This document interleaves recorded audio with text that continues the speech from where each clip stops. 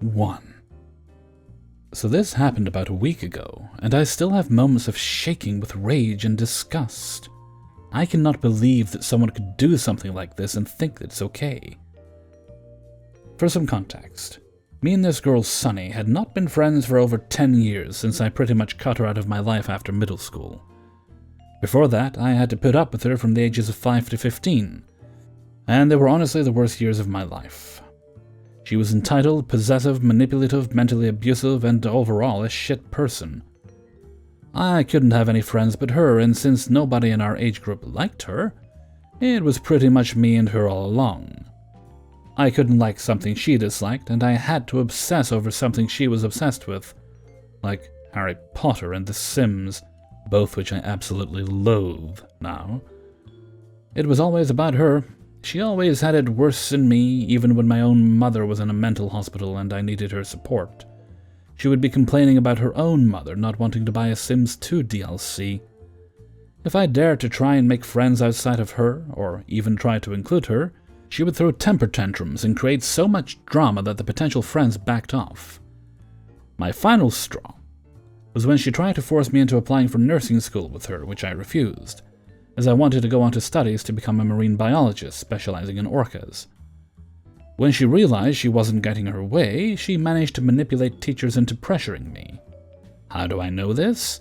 Well, one of the teachers, when I put my foot down and said no, said this: "But she will be so alone without you." In a desperate bid to get away, I abandoned my ultimate goal and applied for an agricultural boarding school 6 hours away, just to get out of her grasp. She texted me constantly, asking me who I was hanging out with, demanding to know their names, and in the end, I stopped answering her texts. When I did get out of her grasp, I ended up having a mental breakdown during the 2nd year, and my parents, once they discovered what was going on, which is a whole other story, decided to pull me out of school and get me home. One day I bumped into Sunny, and being in a vulnerable state that I was, I told her a small part of what happened at the boarding school. She responded, "My cat died this summer. That made me depressed." I understand mental health is hard for some people, but that hurt really badly. I didn't speak to her at lengths after that. I blocked her and avoided her like the plague, going so far as to ask my coworker to take over and check out if she showed up at the store I worked at, which is a lot. The other day, my therapist alerted me to her encounter with Sunny. She told me that she was at a grocery store when Sunny approached her, and began to ask really invasive and private questions. Of course, my therapist told her off, that she had a duty of confidentiality, and therefore could not, nor would she, tell Sunny anything. Hearing that triggered a rage in me. I unblocked Sunny and I wrote her a message. "Hi. I talked to my therapist and she mentioned you in your encounter. It struck me that I did not give you a proper explanation as to why I cut contact. It was wrong of me to do it the way I did, but after this, I do not want any more contact with you. The last year of middle school, especially the last year, I felt very pressured by you and the school counselor to apply for nursing school with you, because you would be so alone without me, even though I told you again and again that I did not want to become a nurse, but you didn't care. That's why I left, to get away because you wouldn't let me go in the first place. And when I return home after a very traumatic time and still, somehow, after everything, trusted you enough to tell you a little bit about it, and you reply by talking about your damn cat and how that made you depressed. I know you probably didn't find the right words, but it hurt that you would minimize my trauma like that. And there were other factors, which I didn't see as we were growing up, but I see now. You were controlling. You always spoke to me like I was an idiot. You always had it worse than me, and you wouldn't listen or care when I needed someone to talk to. There was always an explanation, not just from you, but from adults, that I had to be there for you and not get much in return, and if I didn't, I was in your and their eyes a horrible person. You showed zero sympathy for me when my mother was ill and in and out of hospital. Meanwhile, while all that was going on, I had to listen to your rant about how stupid your mother was because she wouldn't buy a Sims 2 DLC or wouldn't make you your favorite dinner. You pressured me into letting our teachers pull me out of classes to be your moral support during your special classes, climbing classes and swimming classes, etc. I couldn't even make other friends outside of you because you made so much drama out of it. I always had to accept your hobbies and your interests, but mine were either ignored, ridiculed, or an endless amount of complaints, because how dare I spend a few hours away from you, in the stables with horses and other people, right? I couldn't take it anymore. You were too much. Was it right of me to ghost you? No, but it was at the time the only way I could get out of your grasp.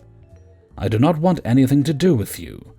Also, do not approach people and ask them questions about me. Leave me alone. Sunny responds, Alright. But things can still change. If I had a little sympathy, then that was not my intention, but when I asked about those things, you said you couldn't speak of it, lie, and I respected that. We may have perceived things differently. You may have felt pressured in school, and that was not the intention, and I'm sorry you felt that way. I honestly can't remember pressuring you, though. If I could make things right, I would. What happened when you were away, I didn't know because you never told me about it. Another lie. Yes, it might have been wrong of me to approach your therapist, but you didn't want to talk to me. And I remember you telling me that you would keep in touch when you left town for that school. And just so you know, you're not the only one who had a hard time in school and growing up. And it wasn't me who forced you to attend those special classes with me, the teachers did. I had nothing to do with that. Yet another lie. But if you read this and think for a moment, please know that you can give me a chance to explain further. I would be very happy and grateful if you did. And if you would give me another chance and let me back into your life, I will behave differently and listen to you. For what has already happened, I apologize, but I'm willing to put it behind me if you could give me a chance, just one.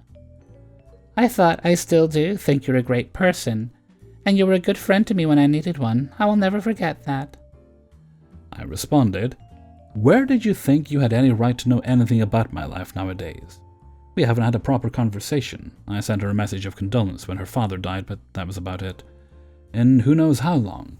It felt so uncomfortable and invasive to hear from my therapist that you had done what you did. It must have been so uncomfortable for her as well. It's so obvious that you have forgotten or pretend to not remember that day when we bumped into each other at the beach and I told you, vulnerable as I was, about what happened. Things I struggle with to this day, and you sat there comparing my pain to your pain about a dead cat. And do you really think I don't know that I'm not the only one in this world who has and is having a hard time? How dare you? Do you realize how degrading it is to say such a thing to someone? It doesn't matter that you know or don't know. It's degrading and frankly disgusting to say such a thing and to minimize someone's trauma like that. I told you several times that I did not want to go to nursing school, but you didn't back off. And I remember several cases where I tried to open up to you, but you ignored me and started crying about your minimal problems. Seriously, a Sims DLC! It was always about you. You had a say in my free time, my schooling, my hobbies, everything, and my ambitions. Aspirations and dreams had to give way or be adapted to you, and no, it wasn't just teachers who decided that. You were in on it. And as always, I didn't have a voice.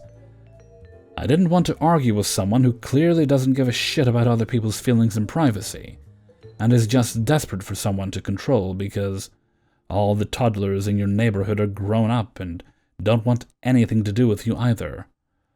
All I ask is for you to stay away from me. Do not approach or talk to me, and absolutely do not approach my therapist like that again, because I will not hesitate to take out a restraining order if it happens again. I blocked her after that.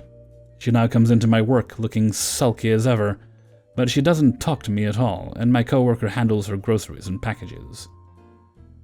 The toddler thing is a rumor that has gone around that she, now 26, has hung out with kids as young as 5 years old in her neighborhood. From what I've been told by other people, once these toddlers reach their pre-teens or teens, they also cut contact. Now there are none of them left in her neighborhood, and she is on her own. She knows who my therapist is, if you're wondering, because my therapist has a different approach to things. She likes to take me out for walks, and it makes it easier for me to talk as well. 2. At my first job, which was an online directory and blog, we had a client who was entitled to a free limited-time premium listing. This included a short write-up about her business on our website, which would then be hidden or unpublished after her premium listing had expired, if she decided to not avail of the paid premium package. Basically, she was on a free trial. I was on the editorial team and first encountered her when I had to interview her for the write-up. My colleagues had advised me to be careful because she was rather irritable and rude.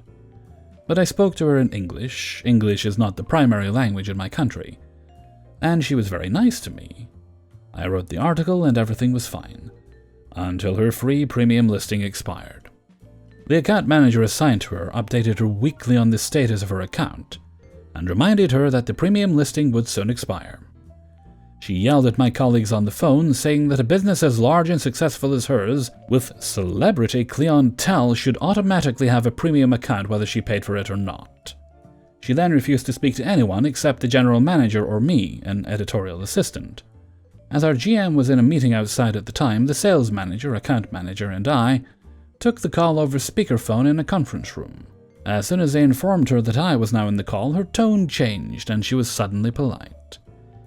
She asked if we could keep the write-up that I worked so hard on, published on the site, even if she would no longer be on the premium package. She then went on to say that surely someone with my educational background and who went to the same uni as she did would understand. I think this came up while we were making small talk during an event. I told her that it wasn't up to me to make that call as I was an editorial assistant, but that we would be happy to keep the write-up published for another month if she decided to purchase the premium package for the next month. Taking my cue from the sales manager, who was writing down some responses to help sell her the package, I then said something like that a successful entrepreneur like herself would understand that we needed to provide these premium services from that point for those with paid subscriptions. Finally, she agreed to pay for the next month to keep her account's premium status. I resigned shortly after that for unrelated reasons. 2 to 3 months later, I received a call from this client. Side note: we are not issued with company phones at my first job, so I used my personal number to contact clients for phone interviews, and the company would just reimburse. I was surprised because I contacted all the clients I had worked with before I had left to inform them about who would be handling their editorial needs upon my departure. She was complaining that her write-up had been taken down and that I had to do something about it. I informed her that I was no longer affiliated with the company, but that I would pass her concern along to my former colleagues. The call ended, and I contacted my former colleague to let her know about that client's concern. Guess what? The client had not paid for the premium package in the last 2 months. Several months go by, and one Sunday, I am awakened at 4 a.m. by my phone ringing. It is her again. And this time she isn't all polite. She was yelling at me, saying I didn't republish her article, and that her listing had gone back to basic, i.e. free status.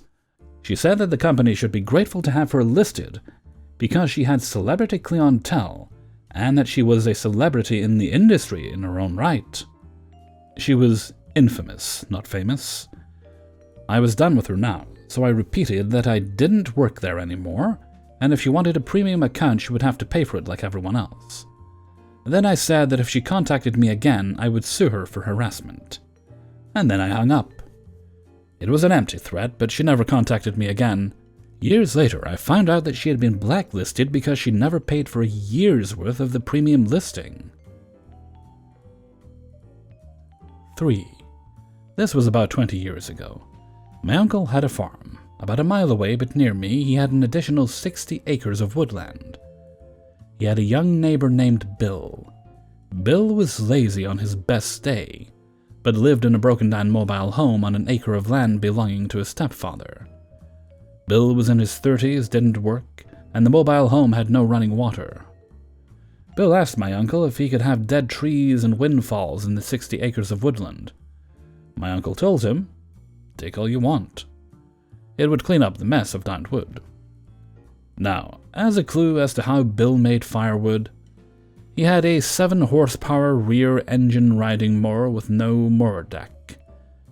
He put the front wheels in the trunk of his car, drove to the woodlot, used the mower to pull an old car hood loaded with wood to the road to load it in his car trunk. Now, about this time, my uncle had bowel surgery and took a turn for the worse. He was over a week in the ICU. Since their house had wood heat, my brother and I and some friends decided to spend a day making firewood for his family. We picked a Saturday, got tractors, wagons, woodcutting tools around, and all met at my uncle's woodlot. We were finishing up the last of 3 loads. I was sawing away when I felt a tap in my shoulder. I turned around to see Bill and 2 county sheriff's deputies. Bill was demanding we be arrested for stealing his firewood. Apparently he had taken "take all you want" to mean all the wood in the woods was only for him. When I finally understood what insanity Bill was pushing, I simply told the deputies that we were making this wood for my uncle that owned the woodlot, explained that we were doing it because my uncle was in the ICU, and further told them that if Bill had an ounce of human decency, he would be helping. Much to Bill's disappointment, the deputies left. We finished cutting and delivered the loads of wood to my uncle's family place. But Bill followed every load to see that it did go there, and we didn't take any for ourselves. 4. I work at an extremely large company, and have bounced around a bit. At one point I worked in a more customer-forward role, helping with applications and samples. The samples part is a bit important for this story. We were available from 8 to 5, which is pretty normal, and I worked till the end of the day. 4:59 is the longest minute because anyone can call before the 59th second. Just my luck, everyone else logged off early, so it was just me. Everyone else leaves, and now I'm stuck on the phone. At the time, I kind of enjoyed my job, so it wasn't much trouble. Plus, no one is here in my team or in the lab because the lab leaves even earlier, so if they need more than I can do, they have to call back tomorrow. The guy calls and immediately demands a sample.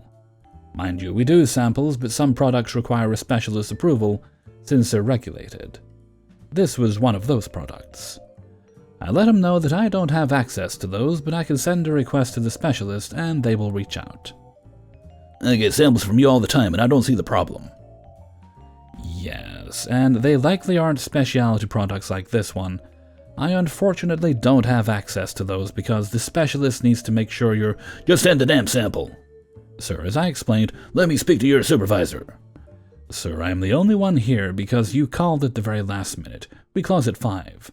That's a lot of crap. I'm a shareholder, and you have to send me a sample. Sir, I don't have samples of these because they're specialty products. I'll spare you the long back and forth repetition. It's almost 5:45 now, and my ears are hot from me trying to keep my composure. I'm a shareholder. Send me to your supervisor. Again, sir, I'm the only one here. You called after hours. No one is here now. You're lying. I don't know what country you're from, but I want someone in America. I'm American, from America, and don't have an accent at all, especially with my customer service voice. I might be black and speak in Ebonics outside of work, but that's about it. At this point, I repeat myself again, and was about to offer to just give out the specialist's information. He's a good guy, he would understand, but before I do, he says, "Forget this," and hangs right up. I'm relieved because I didn't know if I could take more. He hung up because he thought I was lying and he tried to call back. Here's the good part. He calls first thing in the morning and gets my poor, sweet coworker and immediately starts yelling at her, demanding to talk to the supervisor. So she obliges. She's confused because he said he had a problem with me. I'm among the top performers in my group and a generally nice guy, so my supervisor is even more confused. I wasn't in the office yet, but my supervisor comes up to me right when I get in and tells me that the guy called, and he told him the same thing and got yelled at too. They had the call recorded, and it had to be reviewed since it was technically a complaint. They got through the first 10 minutes and had to stop because they had no idea why I didn't just hang up, considering the yelling and cussing. I left a lot of that out.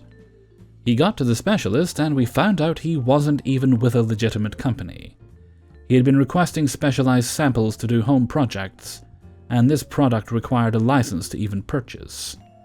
The specialist had to report him because he made claims saying that not only was he going to sue, but he had purchased the product before and done work on others' houses with it. Now he's banned from samples and is probably getting fined.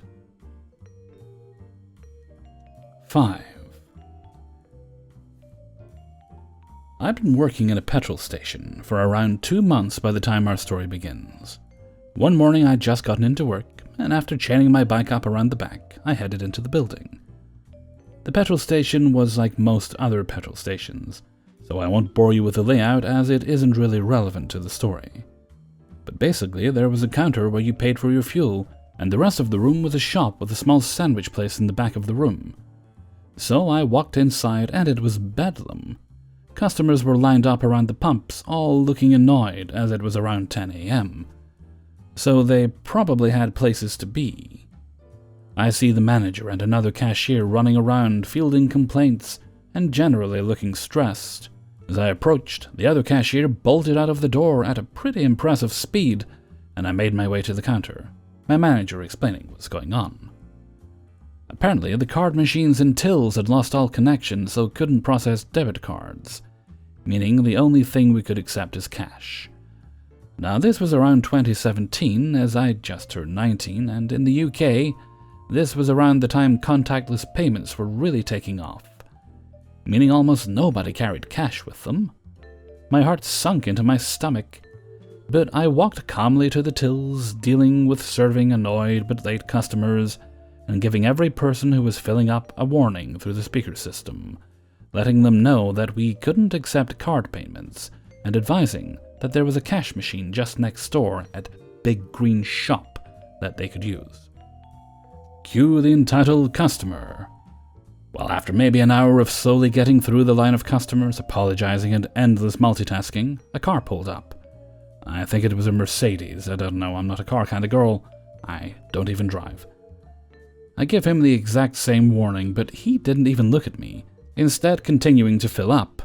I gave the warning several times as others came in after, most of them driving off to get cash out next door. Finally, the guy walks in and keeps looking at his wrist, tapping his foot with arms folded, the whole thing. Finally, it's his turn, and he walks up to the counter and presses his card onto the card machine. He does this several times before looking up at me and throwing his card down onto the desk, just looking at me. By now, the manager was in the back, calling everyone he could think of who might be able to get our tills and machines back online. Resetting the system did nothing. Why aren't you accepting the payment?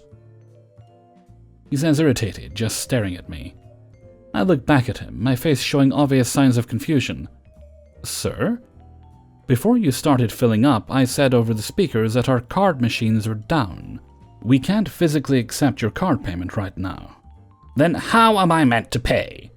Sir, as I said several times, we can only accept cash. This apparently was not an answer he liked, and he stormed towards the door shouting, Well, I don't have cash. Do you have any idea how much I spend here? I thought to myself, no, and frankly, I don't care. I'm not on some weird commission thingy. It literally makes zero difference to my life. But I remain professional and simply answer with, Sir, you can just... I was cut off as he stormed out the door, got in his car without paying, and left. I obviously told my manager, and he just called the police after finishing a call with the tech help desk he'd been speaking with for over an hour. Aftermath. The guy was apparently escorted back inside by police hours later. I'd long since finished my shift and gone home. So this was told to me by the manager. The guy explained that he'd meant to come back in to pay, but this was like 6 hours later, so I doubt that. Anyway, he was banned from the station, though I'm pretty sure there are totally new managers now, so who knows. Also, for anyone wondering, the issue got fixed. By me.